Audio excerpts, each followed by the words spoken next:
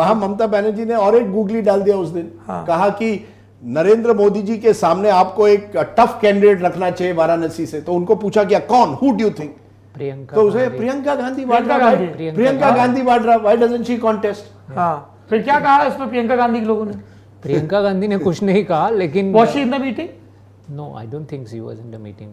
कांग्रेस की तरफ से कौन कौन था? मल्लिकार्जुन खड़गे, सोनिया गांधी, राहुल गांधी। नहीं, केसी वेणुगोपाल। अच्छा, KC Venugopal is another power because he has to, ये जो सीट शेयरिंग वगैरह उन्हीं को तो एक वो कमेटी भी तो बनाई जिसमें अशोक गहलोत जी, भूपेश बघेल जी, सब लोग भी हैं। अशोक गहलोत, भूपेश बघेल उस दिन इंडिया अलायंस की मीटिंग में नहीं थे।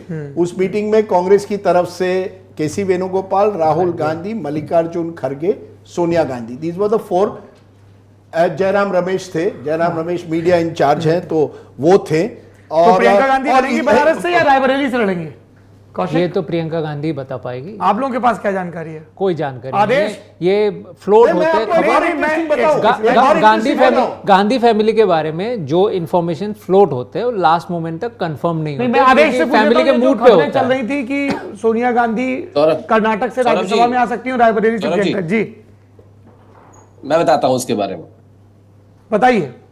आप जो सवाल पूछ रहे थे ना अभी, दरअसल 3 शनिवार को आजकल क्या चल रहा है, कांग्रेस में एक नया कंसेप्ट आया है कि हर राज्य की मीटिंग ले रहे हैं लोकसभा चुनाव की तैयारी को लेके। तो उस राज्य के प्रोमिनेंट नेताओं को दिल्ली बुलाया जाता है और उनके साथ मल्लिकार्जुन खड़गे, केसी वेणुगोपाल और राहुल गांधी बैठते हैं।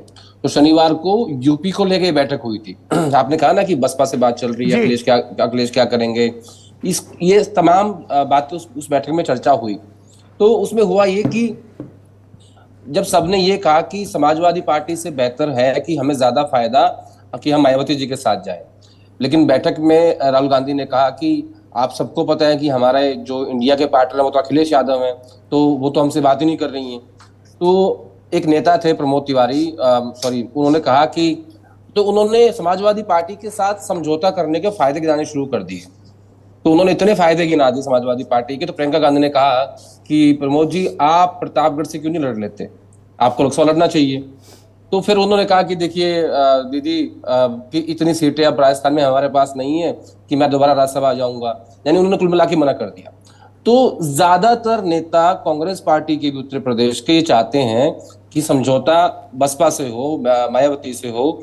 और जैसे अभी ममता बनर्जी ने नाम प्रपोज किया प्रियंका गांधी का कि उनको लोकसभा लड़ना चाहिए मोदी जी के सामने बनारस से, तो इस बात को लेकर कांग्रेस पार्टी ने अभी तक ऑफिशियल या अनऑफिशियल कोई रिएक्शन नहीं दिया। उनका ये कहना है कि ये हमारा प्रेरोगेटिव है ही नहीं, इस बात का फैसला खुद फैमिली करेगी। कि अब देखिए गांधी परिवार से 2 लोग एक्टिव पॉलिटिक्स में, एक में सोनिया गांधी और राहुल गांधी। अब प्रियंका गांधी अभी तक पॉलिटिक्स में तो है, मैं उस पर आ रहा हूँ, इलेक्ट्रल पॉलिटिक्स की बात कर रहा हूँ सौरभ जी, मैं इलेक्ट्रल पॉलिटिक्स की बात कर रहा हूँ।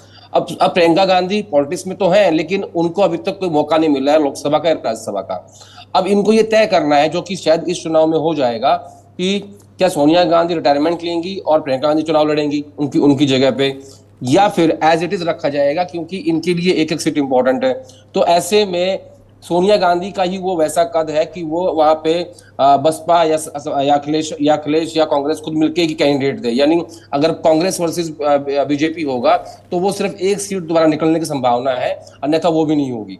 तो ये इस बात को लेके कोई भी बोलने को राजी नहीं है कि गांधी परिवार की तरफ से कितने लोग इस बार चुनाव लड़ेंगे, 3 लड़ेंगे, 2 लड़ेंगे या 1 लड़ेगा। वाराणसी से नहीं लड़ेगी, ये तय है। ये मोदी के सामने नहीं, मैंने ये नहीं कहा कि वहां से लड़ेंगी।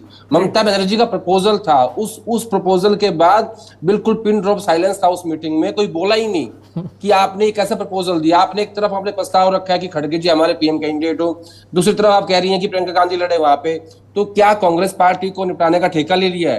कांग्रेस के नेता इस पे चर्चा कर रहे थे कि आप सारे प्रपोजल हमारे लिए लेके आई हैं, कुछ अपनी बात भी कर लीजिए। नहीं, लेकिन आदेश अच्छा, इसके पीछे एक स्टोरी है। देखिए ऐसा है, और ये गणित है, अगर इस इंडिया अलायंस को कोई चैलेंज देना है नरेंद्र मोदी जी और बीजेपी को, तो उनको उत्तर और पश्चिम भारत में कुछ करना पड़ेगा। केवल दक्षिण भारत में अपनी राजनीति या पूर्व भारत में राजनीति करके नहीं चलेगा। इस अलायंस ममता बनर्जी, केजरीवाल जी और अलग नेताओं को ऐसा लगता है कि कांग्रेस जब तक उभर कर 51 सीट से 100-120 तक नहीं आती तब तक कुछ नहीं हो सकता। ऐसी 264 सीटें हैं उत्तर भारत में, आप बिहार को छोड़ दीजिए। ये 100 सीटों में कांग्रेस कहां सीटें बढ़ा के जाएगी? यही तो सवाल है। कर्नाटक में वो आ गए सरकार में, सर, हिमाचल में आ गए सर, लेकिन यह है 264 सीटों में सौरभ 2014 और 19 दोनों में बीजेपी को 220 से ज्यादा मिली। क्लीन स्वीप हुआ है ज्यादातर उत्तर और पश्चिम भारत में, उसे कहता हूं नॉर्थ वेस्ट मॉनसून हुआ था। अब कुछ नेताओं का कहना है कि कांग्रेस तय करे कि कैसे आप लड़ेंगे। उसमें एक सजेशन है कि प्रियंका गांधी लड़े ताकि थोड़ा उत्साह बढ़ जाए उत्तर प्रदेश में, खरगे जी को भी लड़े, कर्नाटका से नहीं, लड़े कहीं उत्तर भारत से ताकि, या 2 सीटों से लड़े, जैसे काशीराम इटावा से लड़े थे वैसे जाके इटावा से लड़े। ये भी बात चल रही है। उनका कहना है कि जब तक आप उत्तर भारत में ये नहीं दिखाएंगे कि आप पूरी तरह से फ्रंट फुट पर है तब तक कुछ नहीं होगा। तो ये जब आइडियाज है, आप कह सकते हैं ये गूगली है, लेकिन पॉलिटिकल समझ है इसमें।